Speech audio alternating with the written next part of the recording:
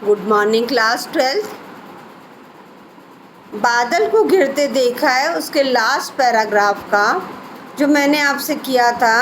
शतदल लाल कमल बेणी में, और बेणी में उन्होंने सैकड़ों, शत माने सैकड़ों, दल माने पंखुड़ियों वाले लाल कमल को अपनी बेणी में लगाया।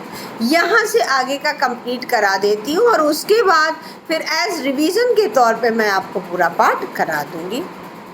रजित रचित मणि खचित कला में पान पात्र द्राक्षा सौ पूरित। रजत माने चांदी से, रचित माने बनाए हुए, अर्थात चांदी से बने हुए, मणि खचित मणियों से, खचित माने अलंकृत, कलामय माने कलापूर्ण, पान पात्र, पान पात्र यानी जो पीने का पात्र है, पात्र माने बर्तन है, वह कैसा है? द्राक्षा सव पूरित। द्राक्षा सौ, द्राक्षा माने मदिरा, अंगूरी मदिरा से, पूरित माने भरा हुआ है। क्या है वो? पान पात्र किसका बना हुआ है? रजत रचित, चांदी से बना हुआ, मणियों से कलापूर्ण अलंकृत, और उस पान पात्र के अंदर अंगूरी मदिरा भरी हुई है। रखे सामने अपने अपने लोहित चंदन की त्रिपदी पर। लोहित माने लाल रंग की, चंदन माने चंदन लकड़ी की, त्रिपदी माने तिपाई पर, अर्थात जो साइड टेबल है उसको उन्होंने बोला है कि लाल चंदन की तिपाई पर रखी हुई, रखे आमने सामने, अर्थात आमने सामने रखे हुए। नरम निदाग बाल कस्तूरी, मृग छालों पर पलथी मारे।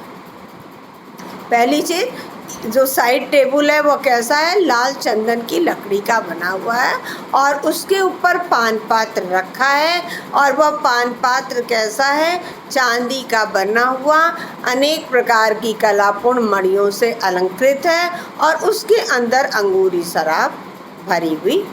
यहाँ तक हो गया था। अब नेक्स्ट उन्होंने क्या कहा है? नरम निदाग, नरम माने कोमल, निदाग माने मुलायम, अर्थात नरम निदाग कह रहे हैं बिल्कुल जो बाल, हिरणों की जो छाल होती है, उन बाल हिरणों की छालों से, तो कह रहे हैं नरम निदाग बाल कस्तूरी, बाल हिरणों के, नरम माने कोमल एवं मुलायम, मृग छालों पर, मृग छाल की जो आसनी बनाई गई है, बैठने का जो आसन बनाया गया वह किसका है? मुलायम मुलायम छोटे छोटे हिरण के बच्चों की मृग छालाओं से बना हुआ, पलथी मारे अर्थात पालथी मारे हुए, मदिरा अरुण आँखों वाले, मदिरा से अरुण माने लाल आँखों वाले, उन उन्मद किन्नर किन्नरियों को, उन उन्मत्त किन्नर एवं किन्नरियों को, क्योंकि मदिरा का सेवन कर रहे हैं जिसके कारण कि मदिरा से वह लाल आँखों वाले हैं, और उन्मत्त, लाल आँखें को साथ साथ उन्होंने क्या कह दिया है? उन्मत्त किन्नर किन्नरियों को, मृदुल मनोरम उंगलियों को, अर्थात उनकी जो मृदुल माने कोमल, मुलायम माने मनोरम माने सुंदर, जो कोमल एवं सुंदर उंगलियों को बंसी पर फिरते देखा। बंसी बजा रहे हैं और उस बंसी को जो बजा रहे हैं तो क्या हो रहा है? बार बार उनकी जो कोमल और सुंदर उंगलियां हैं वो आगे पीछे हो रही हैं, जिसके कारण उन्होंने बंसी पर फिरते देखा, अर्थात बंसी बजाते हुए आगे पीछे करते हुए उंगलियों को देखा है, बादल को घिरते देखा है। आप फिर से इस लाइन को देख लीजिएगा। रजत रचित मणि खचित कला में पान पात्र द्राक्षा सौ पूरित। रजत माने चांदी से बने हुए, मणियों के कलापूर्ण अलंकृत जो पान पात्र हैं वह अंगूरी मदिरा से भरा हुआ है, और लोहित चंदन, लाल चंदन की तिपाई पर आमने सामने रखे हुए नर, और वह कैसे? किन्नर किन्नरियाँ कहाँ बैठे हुए हैं? नरम निदाग बाल कस्तूरी, अर्थात बाल हिरणों के कोमल एवं मुलायम, मृग छालों की पर, मृग छालों की आसनी पर पालथी मारे हुए। तथा मदिरा का सेवन करने से अरुण माने लाल आंखों वाले उन उन्मत्त किन्नर किन्नरियों को मृदुल एवं मनोरम, मृदुल माने कोमल, मनोरम माने सुंदर उंगलियों को बंसी पर फिरते देखा है, अर्थात बंसी बजाते देखा है। क्या आपने बादल को घिरते देखा है? आप इस पैराग्राफ को फिर से देख लीजिएगा, पूरा कंप्लीट हो जाएगा। शत शत निर्झर निर्झरणी कल मुखरित देव दारू कानन, अर्थात उस जंगल में सैकड़ों हजारों छोटे बड़े झरनों की आवाज़ों से तथा देवदार वृक्ष से वह जंगल जो है वह मुखरित हो रहा है, यानी गुंजायमान हो रहा है।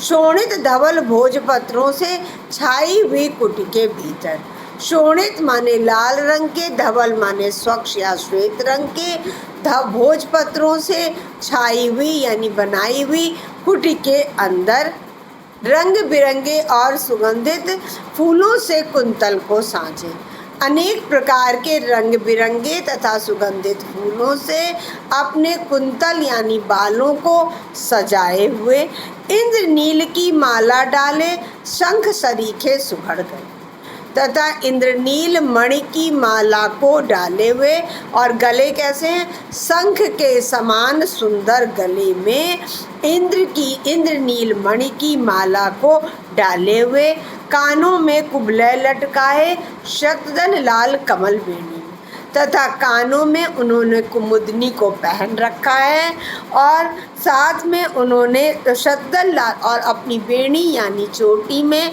शतदल यानी सैकड़ों पंखुड़ियों वाले लाल कमल को अपनी बेणी में लगाया है।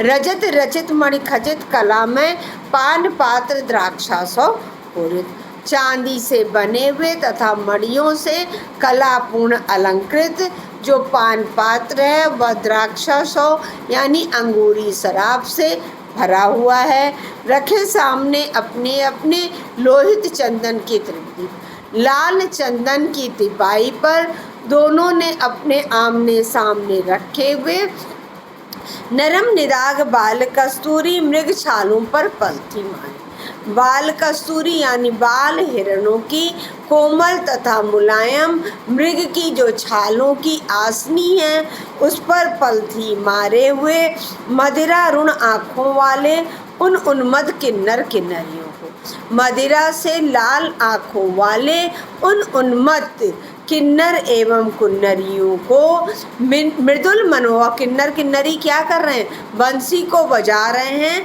तो उनकी उंगलियों का संकेत किया गया कि नरम निदार मृदुल और मनोरम, मृदुल माने कोमल और मनोरम माने सुंदर उंगलियों को बंसी पर फिरते देखा है, अर्थात बंसी बजाते देखा है। क्या आपने बादल को घिरते देखा है? अब आप फर्स्ट वाले से देख लीजिएगा। फर्स्ट है अमल धवल गिर के शिखरों पर बादल को घिरते देखा है, निर्मल एवं स्वच्छ हिमालय पर्वत की चोटियों पर क्या आपने बादल जब घिरता हुआ आता है, क्योंकि वह जब बर्फ़ से ढके हुए हैं तो जब वो बादल आएगा तो उस बादल की जो गर्मी होगी उससे क्या होगा, वह बर्फ़ धीरे धीरे पिघलेगा, तो जो उसकी परछाई पड़ेगी वह परछाई कितनी मनोहर एवं सुंदर होगी। उसी को उन्होंने कहा है कि जो अमल यानी निर्मल एवं स्वच्छ हिमालय पर्वत की चोटियों पर क्या आपने कभी बादल को घिरते यानी उसकी परछाई पड़ते हुए देखा है? अब आगे देखिए, मानसरोवर झील का उन्होंने वर्णन किया है कि छोटे छोटे मोती जैसे उनके शीतल तुहिन कणों को मानसरोवर के उन स्वर्णिम कमलों पर गिरते देखा है। मानसरोवर झील है उसी हिमालय पर्वत पर, और सूर्य का उदित होते ही कमल खिल जाता है, तो वह कमल कैसा है? स्वर्णिम यानी सुनहरे रंग का कमल है, और उस सुनहरे रंग के कमल पर जब ओस की बूंदें पड़ती हैं और वह ओस की बूंदें फिर जब जैसे जैसे कमल खिलता चला जाता है वह ओस की बूंदें नीचे ढुलकती चली जाती हैं, उस समय के दृश्य को क्या आपने देखा है? बादल को घिरते देखा है। ये प्राकृतिक दृश्य की सुंदरता का वर्णन है। नेक्स्ट, आपको जीवन में संघर्ष, पक्षियों को जिस प्रकार से वह संघर्षशील है वैसे ही आपको भी जीवन में संघर्ष की प्रेरणा देते हैं कि तुंग हिमालय के कंधों पर छोटी बड़ी कई झीलें हैं, उनके श्यामल नील सलिल में समतल देशों से आकर पावस की उमस से आकुल तिक्त मधुर विस्तंत खोजते हंसों को तिरते देखा है।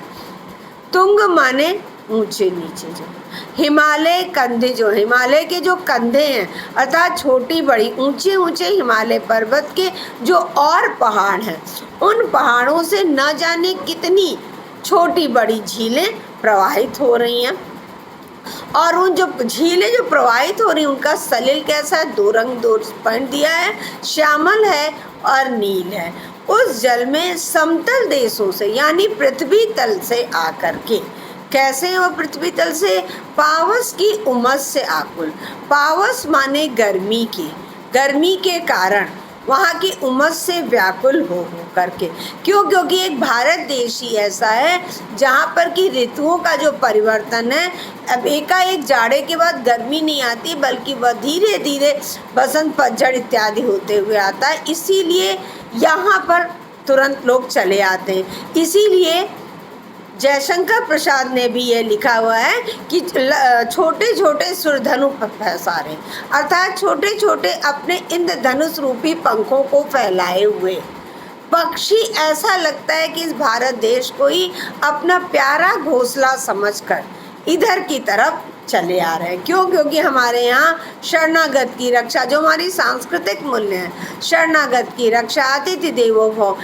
इन सब के कारण वह पक्षी भी इस देश को अपना प्यारा घोंसला समझते हैं। ठीक उसी प्रकार यह हंस भी क्या है, पावस की उमस से आकुल होकर के इन मानसरोवर झील में आ गए हैं तैरते हुए, और अब आकर के वो क्या हमें संदेश दे रहे हैं, तिक्त मधुर विस्तंतु खोजते। तिक्त माने कसैले, मधुर माने मीठे, विस्तंतु कहते हैं कमल नाल के रेशों को। क्यों? क्योंकि जो कमल के फूल खिले हुए हैं उनकी डंडियां क्या कर रही हैं, हंसों को तैरने में रुकावट डाल रही हैं, तो वह अपनी चोंच से उन्हें मार रहे हैं। तो जब वह चोंच से किनारे करते हैं तो वो जो कोमल हैं उनमें से रेसे निकल आते हैं और वह रेसे कसैले हैं। ठीक उसी प्रकार से हमारे जीवन में भी अनेक प्रकार के कठिनाइयाँ और संघर्ष आते हैं, लेकिन हम उन कठिनाइयों और संघर्षों को किनारे करते हुए अपने लक्ष्य रूपी मार्ग पर आगे बढ़ते चले जाते हैं। नेक्स्ट है कि हमें जीवन में हर समय की गति जो है वह कभी भी स्थिर नहीं रहती है, वह परिवर्तित होती रहती है। हमें चाहे सुख हो चाहे दुख हो, एक सा संदेश हमें इस चकवा और चकवी के माध्यम से हुआ कि बसंत काल का समय था, बसंत ऋतु का प्रातः काल का समय था, धीरे धीरे अनिल यानी वायु प्रवाहित हो रही थी तथा बाल अरुण की मृदु किरणें थीं, अगल बगल स्वर्णिम शिखर थे। अर्थात प्रातः काल सूर्य की किरणें जैसे ही निकली तो अगल बगल जो शिखर थे यानी पर्वतों की चोटियां थी वह कैसी थी, उन सूर्य की, क्योंकि बर्फ से ढकी हुई हैं और सूर्य की किरणों के प्रकाश के कारण वह कैसी लग रही हैं, स्वर्णिम लग रही हैं।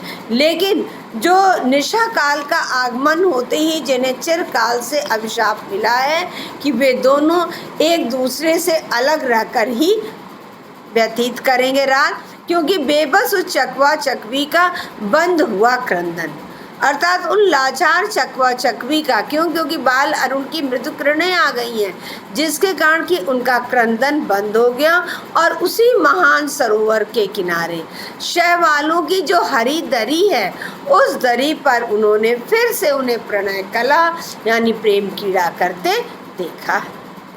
नेक्स्ट उन्होंने दुर्गम बर्फानी घाटी में यानी आपके जीवन में भी आपके लक्ष्य के मार्ग में बहुत से ऊंचे नीचे पठारें, ऊंचे नीचे दरारें, ऊंचे नीचे पर्वत आएंगे, लेकिन आप अपने अंदर की विशेषता को खोजते हुए उन ऊंचे नीचे पहाड़ों के डगर को पार करते हुए अपने लक्ष्य पर जाएंगे। इससे उन्होंने बोला है कि भले ही वह बहुत ही दुर्गम है, बहुत ही कठिनाई से जाने योग्य हो, बहुत ही बर्फानी घाटियाँ हैं, सैकड़ों हजारों फुट ऊंचाई पर स्थित है, लेकिन फिर भी अलग नाव से उठने वाले अप्रत्यक्ष यानी उसी की नाभि से उठने वाले जो हैं अपने ही उन्मादक परिमल यानी जो सुगंध है, उस सुगंध के पीछे तरल तरुण कस्तूरी मृग को, तरल माने चंचल, तरुण माने युवा, कस्तूरी मृग को उसी के पीछे धावित हो करके, उसी कस्तूरी मृग के, उसी कस्तूरी सुगंध के लिए, उसी परिमल के पीछे धावित हो करके दौड़ते तो हैं, लेकिन फिर अपने पर चढ़ते देखा है, बादल को घिरते। नेक्स्ट था, कहाँ गया धनपति कुबेर। धन का स्वामी कुबेर, जो कि कालिदास ने मेघदूत में वर्णन किया है हिमालय पर्वत का, और वहाँ पर कालिदास ने कुबेर की नगरी अलका इत्यादि या व्योम से प्रवाहित होने वाली गंगा की धारा, उन सबको का वर्णन किया है। लेकिन नागार्जुन जी कहते कि जब मैं वहाँ पहुँचा तो मुझे वहाँ कुछ भी नहीं दिखाई दिया। इससे ऐसा लगता है कि वह मेघदूत का कहीं पता नहीं चला, वह कहीं पर भी छाया का रूप बन करके बरस पड़ा होगा। जाने दो, यह सब कवि कल्पित था, यानी कवि की कल्पना थी। मैंने तो भीषण जाड़ों में, अर्थात भयंकर जाड़ों में, मैंने नभ चुंबी कैलाश शीर्ष पर, अर्थात कैलाश की चोटियाँ बर्फ से इतनी ढक जाती हैं जैसे लगता है कि वह आकाश को चूमने ही जा रही हैं। उस समय महामेघ को झंझानिल से गरज गरज भिड़ते थे, अर्थात इस विशाल बादलों को झंझानिल अर्थात जो भयंकर तूफान रूपी हवाएं हैं, उनसे एक दूसरे से गरज कर भिड़ते देखा है। अब आप लास्ट देखिएगा, शत शत निर्झर निर्झरनी, जो कि आपको अभी कराया ही गया है कि सैकड़ों हजारों जो छोटे बड़े झरनों की आवाज़ से वह कानन मुखरित हो रहा है, और तथा देवदारू वृक्ष के कारण। और वहाँ पर क्या एक कुटी है, वह कुटी क्या है, शोणित और धवल, लाल और सफ़ेद रंग के भोजपत्रों से छाई हुई कुटी के अंदर जिन्होंने अपने कुंतल यानी बालों को रंग बिरंगे एवं सुगंधित फूलों से सजाया है, तथा शंख के समान सुंदर गलों में उन्होंने इंद्रनील मणि की माला को डाला, कानों में कुबले लटकाए हैं, तथा बेणी अर्थात चोटी में शतदल लाल कमल को पहना हुआ।